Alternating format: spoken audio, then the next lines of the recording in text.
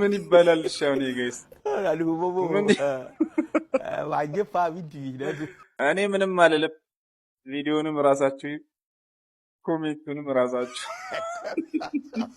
አንድ ኮሜንት ነው ማነበላችሁ ጋይስ።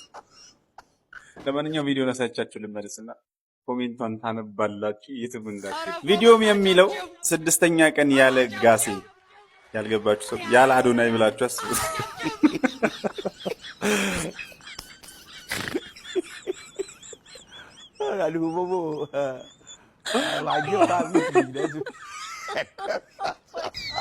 ኧረ ተውኝ።